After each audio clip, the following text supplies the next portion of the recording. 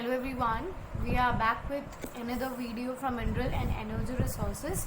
So we have completed कि minerals क्या होता है और उनका क्लासिफिकेशन क्या है और वो हमारे लिए क्यों ज़रूरी होता है. ओके, सो पर्टिकुलरली बेटा इस वीडियो के अंदर हम लोग ये समझने वाले हैं कि हाउ डू दीज मिनरल्स अकर, कि ये बनते ही कैसे, ये फ्रेम कैसे होते हैं और ये हमारे पास तक किस तरीके से आते हैं, इनका अकरेंस क्या है. ओके, सो अगर बेटा मैं इस पर्टिकुलर टॉपिक की बात करूँ तो आपको बोर्ड में there can be a probability, higher probability of getting a 5 mark question from this.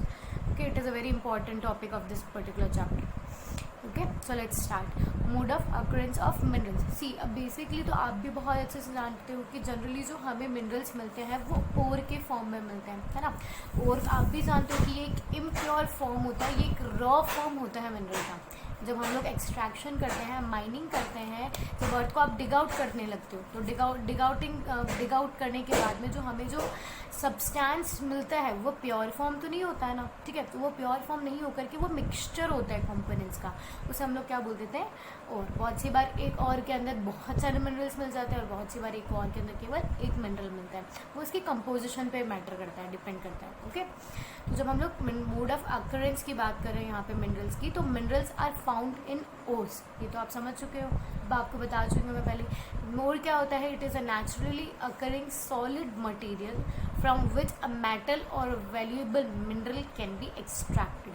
तो ये पहला पॉइंट समझ में आ गया कि और क्या होता है. ये एक नेचुरल फॉर्म होती है. जब हम अर्थ के एक्सट्रैक्शन कर रहे हैं अर्थ से तो हमें तब ये मिलता है. इसको जब हम और ज़्यादा लाइक क्या बोल सकते हैं, इसको और बहुत ज़्यादा रिफाइन करने की प्रोसेस जब इसको करवाते हैं हम लोग और ज़्यादा, तो उस प्रोसेस के अंदर फिर हमें क्या मिलता है, मेटल्स या फिर वैल्यूएबल मिनरल्स हमें फाइंड आउट हो जाता है. ओके, सेकेंड पॉइंट देखो बेटा, इसके अंदर ores must be economically viable in extraction.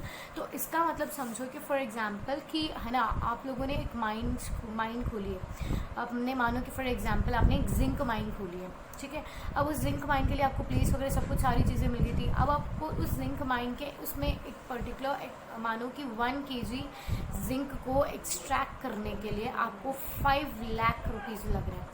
ठीक है, अमाउंट बहुत डिफरेंस चेंज होगा. आराम से इसको समझने की कोशिश करो कि जब हमें केवल 1 kg जिंक एक्सट्रैक्ट करना था तो हमें अमाउंट कितना लग गया, 5 लाख रुपीज़.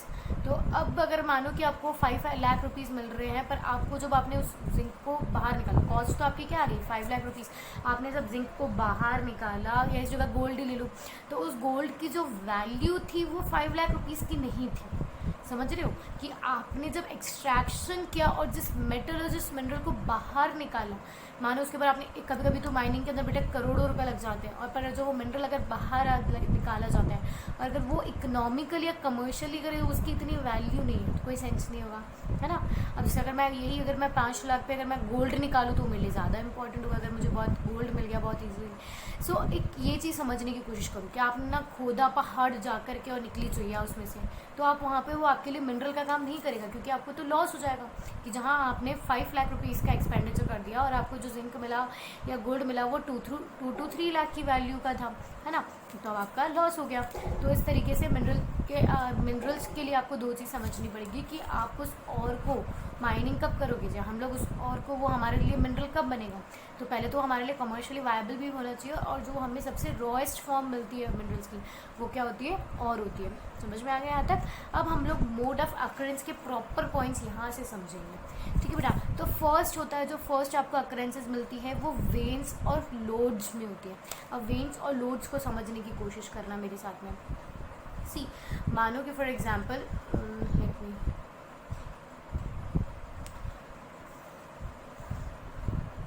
ठीक है, मानो कि फॉर एग्जांपल ये हम लोगों ने 2 बॉक्सेस बनाए.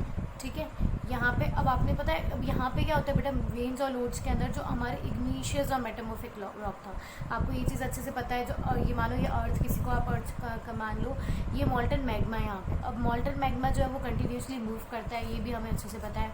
तो बेटा वहाँ पे जो हीट और प्रेशर की जो एक्टिविटी कंटिन्यू जनरेट होती रहती है, उससे क्या होता है, जनरली वो हीट और प्रेशर कभी ना कभी तो वो बाहर आने की कोशिश करेगा, है ना. तो वो इग्नीशियस और मेटामॉर्फिक रॉक्स आप अच्छे से जानते हो कि वो जो फिर मॉल्टन मैग्मा जो है है वो जो बाहर आ जाता है, फिर उसके बाद उसकी कूलिंग वगैरह हो जाती है तो वो इग्नीशियस रॉक में जाते हैं, फिर उसी का कंप्रेस्ड फॉर्म जो है वो मेटामॉर्फिक के फॉर्म में भी पढ़ते हैं। ठीक है, तो ये तो आपको बहुत अच्छे से पता है कि इग्नीशियस और मेटामॉर्फिक क्या होता है। अब लोड्स ऑफ वेन्स का मतलब समझोगे कि जब वो लावा जो था वो चाहे वो गैसियस फॉर्म में था चाहे वो लिक्विड के फॉर्म में था, जो वो इस रॉक में बाहर आने की कोशिश कर रहा था, ठीक है, तो वो कहीं यहाँ पे आकर के इकट्ठा हो जाता है, मतलब वो जो क्रैक्स थे। अब आपको इस चीज़ को भी अच्छे से समझना पड़ेगा कि यहाँ जो अकरेंस होती है वो क्रैक्स वगैरह में, फॉल्ट्स वगैरह में होती है। तो रॉक था, धीरे धीरे उस पर प्रेशर हीट वगैरह लगने लगा तो उस रॉक के अंदर क्या आ गया, क्रैक आ गया। ठीक है, और जब ये मिनरल इन्होंने बाहर आने की कोशिश करी तो इन्होंने क्या किया, उस क्रैक में जो स्पेस था उस स्पेस को ऑक्यूपाई कर लिया। समझ में आया, बहुत अच्छे से समझ में आई ये चीज़ कि हम इग्नीशियस और मेटामॉर्फिक रॉक्स में क्या समझेंगे कि इग्नीशियस और मेटामॉर्फिक रॉक्स है, उसके अंदर विथ मतलब अंदर से नीचे से जो अर्थ का जो सेंटर पार्ट है वहाँ से बहुत ज़्यादा हीट और प्रेशर आ रहा है, तो उसकी वजह से यहाँ पे क्या हो गया, क्रैक्स वगैरह डेवलप होने लग गए। ठीक है, अब क्रैक्स वगैरह डेवलप होने लगे तो जैसे ही ये मिनरल्स यहाँ से एक्सट्रैक्ट, जो बाहर जो हमारी गैसियस वगैरह जो थी या लिक्विडेटरी जो भी बाहर आने की कोशिश कर रहा था, जैसे उसको स्पेस मिला वो क्या हुआ, यहाँ पर आकर के उसने खुद को ऑक्यूपाई कर लिया और वो फिर धीरे धीरे धीरे टाइम किस में कन्वर्ट हो गया, मिनरल्स में कन्वर्ट हो गया। ठीक है, अब इसको हम रीड आउट करते हैं तो आपको और क्लियर हो जाएगा। See the igneous and metamorphic rocks, in igneous and metamorphic rocks the smaller occurrences are called veins and the larger occurrences are called lodes. ये तो आपको बहुत वर्बली मतलब मीनिंग भी समझ में आ रहा है। जैसे एक रॉक है उसके अंदर अगर केवल मानो इतना सही है तो ये वेन्स हो गया, और इसी रॉक में अगर मैं मानूँ कि बहुत सारा मिनरल अकर हो रहा है, ठीक है, तो ये क्या हो जाएगा हमारे लिए, लोड्स। ठीक है, आगे देखो, they are usually found when minerals in liquid and gaseous forms are forced upward. I have told you कि ये रॉक है और इसमें से मोल्टन मैग्मा जो लिक्विड और गैसियस फॉर्म में था वो ऊपर आने की कोशिश, बाहर निकलने की कोशिश कर रहा है। ठीक है, तो उसे जैसे स्पेस मिलता है वो क्या करता है, यहाँ पर अर्थ सरफेस के अंदर जमने लग जाता है, उस रॉक्स के अंदर, उन कैविटीज़ के अंदर ऑक्यूपाई होने लग जाता है, और फिर वो किस में कन्वर्ट हो जाता है, मिनरल्स में, ओज में कन्वर्ट हो जाता है। See they are usually found when minerals in liquid and gaseous forms are forced towards upward through cavities towards the earth surface. इसका एग्जाम्पल भी आपको अच्छे से याद रखना है कि जिंक, टिन एंड कॉपर कुछ ऐसे मिनरल्स हैं जो इग्नीशियस और मेटामॉर्फिक में वेन्स और लोड्स के अंदर अकर करते हैं। ठीक है, ये भी आपको समझ में आ गया। फिर नेक्स्ट आते हैं हमारे पास में बेड्स और लेयर्स के अंदर। अब बेड्स और लेयर्स के अंदर आप कैसे समझोगे कि सेडिमेंट्री रॉक है। अब सेडिमेंट्री सब आपको बहुत अच्छे से पता है, इग्नीशियस और मेटामॉर्फिक हमें पता है कि मोल्टन मैग्मा वगैरह से कंप्रेस्ड रॉक्स वगैरह बने हैं। ठीक है, अब सेडिमेंट्री रॉक आपको पता है जो, ठीक है, ये भी आपको बहुत अच्छे से पता है, जो सेडिमेंटेशन प्रोसेस के साथ जो रॉक्स बनते हैं, डेवलप होते हैं, उन्हें हम सेडिमेंट्री रॉक्स बोलते हैं, है ना। तो अब सेडिमेंटेशन कैसे होता है, मानो कि ये माउंटेन है, तो जस्ट मिनट, मानो कि ये माउंटेन है, अब यहाँ से जो रिवर्स आ रही है वो क्या करेगी, यहाँ पे सेडिमेंटेशन कर देगी।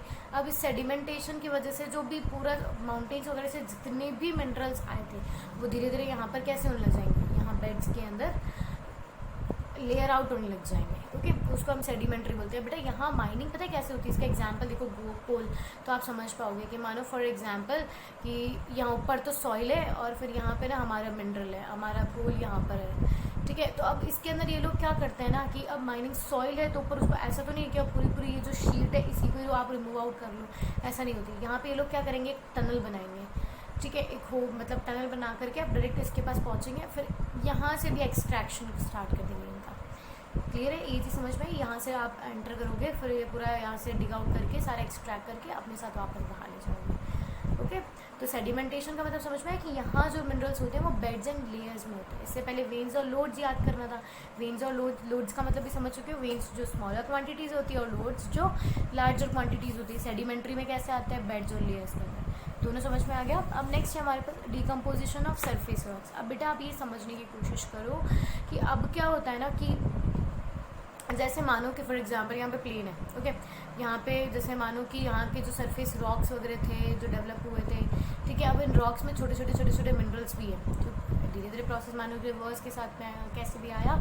अब ये जो रॉक्स यहाँ पे बन रहे हैं इनके अंदर मिनरल्स भी है। ठीक है, अब इस मिनरल में होने की वजह से क्यों ये पेन नहीं चल रहा, ठीक है, यहाँ मिनरल्स भी हैं। अब क्या होता है ना बेटा कि जैसे इसे अब यहाँ पे डिकम्पोजिशन, आपको पता है वेदरिंग आपने पढ़ा है, ब्रेकिंग डाउन ऑफ रॉक आपने पढ़ा है, ये रॉक साइकिल वगैरह आपने पढ़ी है। अब क्या होता है ना, विद किसी भी सीजन, मानो कि फ्लड आ रहा है या मतलब इरोज कुछ भी आप जैसे मान सकते हैं कि विंड इरोजन वगैरह कुछ भी हो रहा है वहाँ पे, तो अब क्या होता है ना कि धीरे धीरे जो ये सरफेस रॉक है ये वहाँ से गायब होने लग जाता है। पर ये केवल और केवल किसको इरोड नहीं कर पाता, मिनरल्स को। तो फिर यहाँ पे क्या जो अब यहाँ से जो रॉक्स थे, आप ये समझने की कोशिश करो बेटा, यहाँ जो बड़े बड़े रॉक्स थे, ठीक है, उसके अंदर ये छोटे छोटे मिनरल्स हैं। तो अब क्या होगा, विद थोड़े एज द टाइम पासेस ये जो बड़े बड़े रॉक्स हैं इनका डिकम्पोजिशन हो जाएगा, ये ब्रेक डाउन हो जाएंगे और यहाँ पे अब क्या रह जाएगा, केवल मिनरल रह जाएगा। फिर इन मिनरल को ईजिली एक्सट्रैक्ट कर लिया जाता है। अब पढ़ो इसको, समझो और अच्छे से समझो कि decomposition of surface rocks and the removal of soluble constituents. समझ में आ गया कि यहाँ जितने भी और दूसरे कॉन्स्टिट्यूएंट्स थे वो तो गायब हो जाते हैं, फिर वो पीछे क्या छोड़ देता है, leaves a residual mass of weathered material. अब बाकी तो सारी चीज़ें चली गई है, केवल यहाँ पे कुछ वेदर्ड मटेरियल रह गए और उसके अंदर क्या होता है हमारे पास कंटेन्स और उसके अंदर हमारे पास क्या मिलता है, हमें और मिलता है।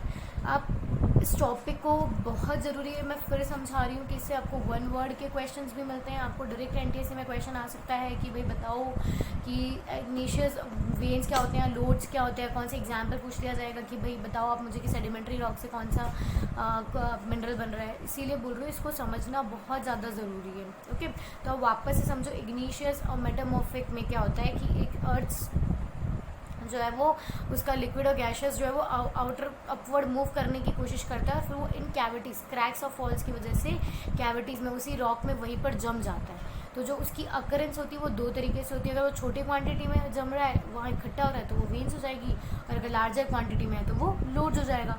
सेडिमेंटेशन हमने देखा है कि सेडिमेंटेशन आती है माउंटेन्स से, ठीक है, तो वो एक साथ क्या करती है, एक सरफेस पे बहुत सारा मिनरल वगैरह इकट्ठा कर लेती है, डिपॉजिट कर देती है। तो फिर उसके बाद में हम लोग क्या करते हैं यहाँ से, बस इसको ये ध्यान रखना है कि बेटा आपको जो यहाँ पे सेडिमेंटेशन के अंदर अकरेंस हो रहा है वो लेयर्स में हो रहा है, बेड्स में हो रहा है, ठीक है। एक शीट को अगर मैं निकाल लेती हूँ, अबव वाली शीट को अगर निकल जाएगी, देखो इस तरह से समझो, ठीक है, तो अगर अबव वाली शीट निकल जाएगी, ओके, फिर ये हमारे पास क्या रह जाएगा, मिनरल रह जाएगा। सेडिमेंटेशन भी आपको समझ में आ गया। डिकम्पोजिशन ऑफ सरफेस रॉक, कि एक सरफेस है, उस पर बहुत सारे बड़े बड़े बड़े बड़े रॉक्स हैं, ये सरफेस है और इस पे हमारे मिनरल्स पड़े हैं यहाँ पे, ठीक है। अब क्या होता है, अब यहाँ पे ना उसके पहले बड़े बड़े रॉक्स भी फॉर्म हो रखे होते हैं, तो अब इन रॉक्स क्या होते हैं, धीरे धीरे इनका डिकम्पोजिशन होना स्टार्ट हो जाता है। तो ये इनका डिकम्पोजिशन हो जाता है तो पीछे हमारे पास क्या बच जाता है, केवल वेदर्ड मटेरियल, जिसमें क्या होता है और होते हैं हमारे पास। ओके, अब नेक्स्ट देखते हैं। Next is प्लेसर deposits. अब प्लेसर डिपॉजिट्स आप कैसे समझोगे, इसको समझो कि अब ये जो है ना बेटा, इसको हम एलुवियल डिपॉजिट भी बोलते हैं। इसको क्या क्यों बोलते हैं, ये देखो कि ये जो जनरली क्या होता है ना, माउंटेन्स होते हैं, ओके, तो ये रिवर्स अपने साथ यहाँ से ना बहुत हैवी मटेरियल लेकर के आती है, और ये हैवी मटेरियल जो है वो कहाँ पर डिपॉजिट हो जाता है, वैलीज़ में या फिर फ्लोज में इकट्ठा हो जाता है, ठीक है। जो हमारा जो फुट हिल्स होते हैं माउंटेन्स के, वहाँ पे जाकर के इकट्ठा हो जाता है यहाँ पे, ठीक है। तो अब ये जो मिनरल्स है यहाँ पे, ये मिनरल हमारे पास इकट्ठे हो गए, इसको हम लोग प्लेसर डिपॉजिट्स बोलते हैं। समझ में आ गया। एक बार वापस से प्लेसर डिपॉजिट्स को समझने की कोशिश करो, बहुत इजी है। Placer deposits occur as alluvial deposits in Sandy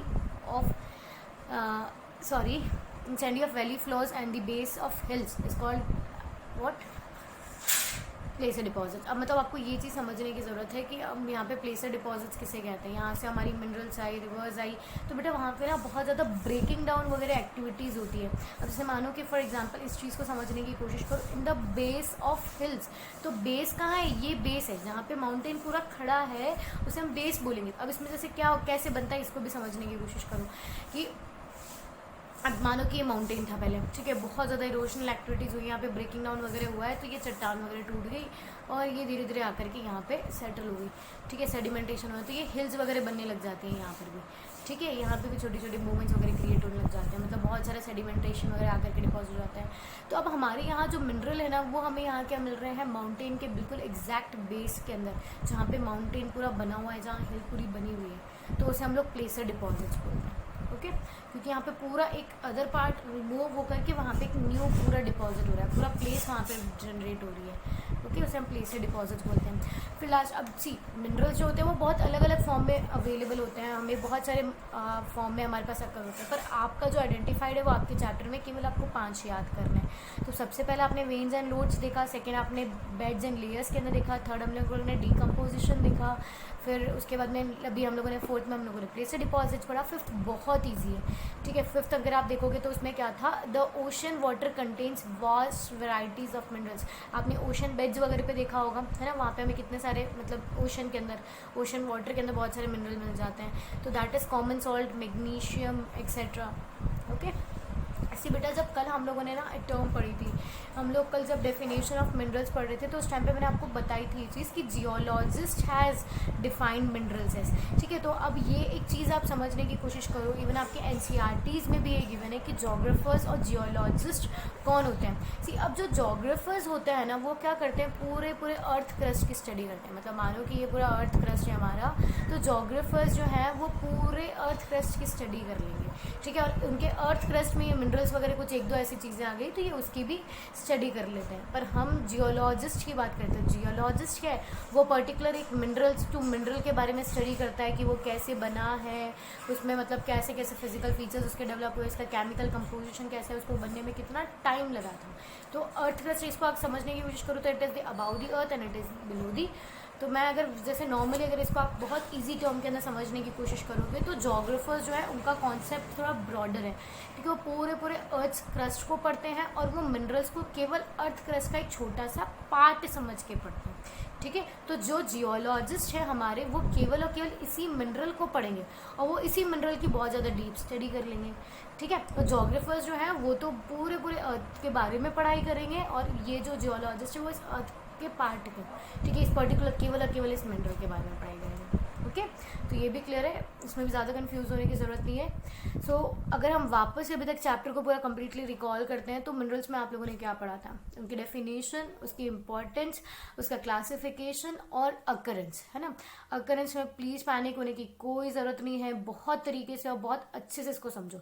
सबसे पहला था हमारे पास में जहाँ पर हमारे पास वेन्स एंड लोड्स आएंगे, वेन्स और लोड्स को रिकॉल कर लो, आपको एक बॉक्स बनाना है, ठीक है। एक उसमें से अर्थ क्रस्ट, यहाँ पे हम लोग समझते हैं कि जो अर्थ का सेंटर है वहाँ पे मॉल्टन मैग्मा है, ठीक है। तो मॉल्टन मैग्मा बेटा विथ हीट एंड प्रेशर, मैंने समझाया था ना कि वो इस तरह से मूव करता है। हीट एंड प्रेशर, जो आप कभी भी पानी बॉईल करते हो तो वो क्या करता है, ऊपर आने की, सरफेस पे आने की कोशिश करता है बिकॉज ऑफ हीट। तो ये मॉल्टन मैग्मा भी सरफेस पे आने की कोशिश कर रहा है, ठीक है। तो जब ये सरफेस पे आने की कोशिश कर रहा है तो ये क्या ऊपर अपवर्ड मूव करेगा।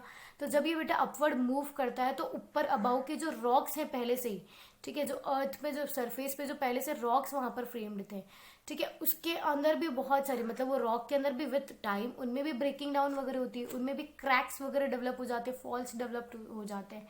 तो अब ये मिनरल्स जो अपवर्ड मूव करने की कोशिश कर रहे हैं ये क्या करते हैं, उन क्रैक्स के अंदर जा करके डिपॉजिट हो जाते हैं, ओके।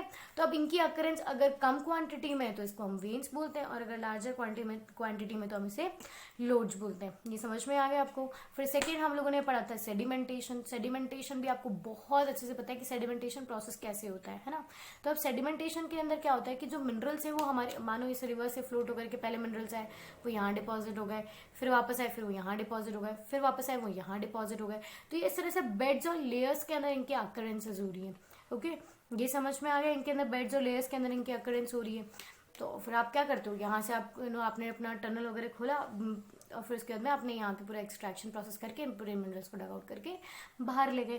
थर्ड हमारे पास था डीकम्पोजिशन। डीकम्पोजिशन में भी कोई पैनिक, कुछ ज़्यादा हार्ड नहीं है। आप ये समझो सबसे पहले कि हमारी जो सरफेस होती है उस पर रॉक्स होते हैं, ये तो आपको भी जनरली पता है कि रॉक्स कैसे बनते हैं, मॉल्टन मैग्मा हुआ, इग्निशियस वगैरह सारे मेटामॉर्फिक, आपने रॉक फॉर्मेशन पढ़ा। तो अब यहाँ पे ना हमारे जितने भी मिनरल्स होते हैं उससे पहले वहाँ पे हमारे पास क्या होता है, रॉक्स होते हैं बड़े बड़े। तो आपको भी पता है कि जो रॉक्स है उनमें वेदरिंग प्रोसेस होता है, वो ब्रेक डाउन हो जाते हैं, ठीक है। और जैसे जैसे ये रॉक्स ब्रेक डाउन हो जाएंगे तो ये तो डिकम्पोज हो गया, ये तो वहां से चला गया और पीछे क्या रह जाता है, रेसिडुअल मास रह जाता है, ठीक है। अब इस रेसिडुअल मास के अंदर फिर हमें क्या मिलते हैं, मिनरल्स मिल जाते हैं। यहाँ तक आप क्लियर है, समझ में आई, ठीक है। उसके बाद में नेक्स्ट हमारे पास क्या आता है कि अब लास्ट अकरेंस, अब आपके फिर में प्लेसर डिपॉजिट्स थे। प्लेसर डिपॉजिट्स को भी बहुत इजीली समझने की कोशिश करो कि प्लेसर डिपॉजिट्स जो रिवर्स होती है, जो माउंटेन्स होते हैं, ठीक है, माउंटेन वैलीज वगैरह जो होती है ना, ये वहां जा करके सेटअप होते हैं, वहां जा करके इनका डिपॉजिशन होता है। ये यहाँ आया, ठीक है, सेटल डाउन हो गया, ये यहाँ आया, सेटल डाउन हो गया, ये यहाँ आया, सेटल डाउन हो गया, ठीक है। तो ये यहाँ से फिर यहाँ सेटल डाउन होने के बाद में यहाँ पर बहुत सारे मिनरल्स वगैरह इनका मतलब यहाँ पे वो डिपॉजिट हो जाते हैं। ये प्लेसर डिपॉजिट है कि हैवी वेदर्ड मटेरियल जितना भी हैवी बल्क वगैरह यहाँ आता रिवर्स। अब इसको समझो, वापस से समझो, जो हम लोगों ने पिछले बार जब हिमालयन माउंटेन्स वगैरह पढ़े थे, ड्रेनेज पढ़ा था, तो आपको ये अच्छे से पता है कि हिमालय से जितनी भी रिवर अराइज हो रही है वो यंग रिवर्स होती है, क्योंकि हिमालयन माउंटेन्स कैसे होते हैं, यंग माउंटेन्स होते हैं, है ना। तो यहाँ से जितनी भी रिवर्स आती है उन्हें भी हम लोग क्या बोलते हैं, यंग रिवर्स। तो बेटा जब रिवर्स यंग होती है और वो किसी हाई स्लोप से आती है तो उनकी स्पीड बहुत ज़्यादा होती है। ओके, तो वो स्पीड से जब वो आती है तो वो अपने साथ में बहुत ज़्यादा डिजास्टर भी करती हुई आती है। वो बहुत सारी जो हैवी मटेरियल है वो अपने साथ फ्लोट करके लेकर के आती है। ठीक है, तो वो यहाँ पे अब सेटल होने लगे हैं और उस सेटलिंग की वजह से फिर क्या होता है, वहाँ पे बहुत सारे एल्यूविलियम सेटल हो गया, एल्यूविलियम डिपॉजिट हो गया। ओके, तो फिर वहाँ पे मिनरल्स हमें मिल ही जाते हैं, वहाँ पे मिनरल का अकरेंस भी हो जाता है। फिर लास्ट हमने पढ़ा था जो ओशन वाटर है हमारे पास, जो ओशन बेड्स हैं हमारे पास में। अब ओशन सरफेस के अंदर, ओशन वाटर के अंदर भी बहुत सारे मिनरल्स होते हैं, पोटैश होता है, मैग्नीशियम होता है, सॉल्ट वगैरह मिलते हैं हमको अलग अलग तरीके के। तो ये बेसिक 5 मोड ऑफ अकरेंसेस थे जो आपको इस पूरे चैप्टर के अंदर याद करने हैं। Okay, thank you everyone.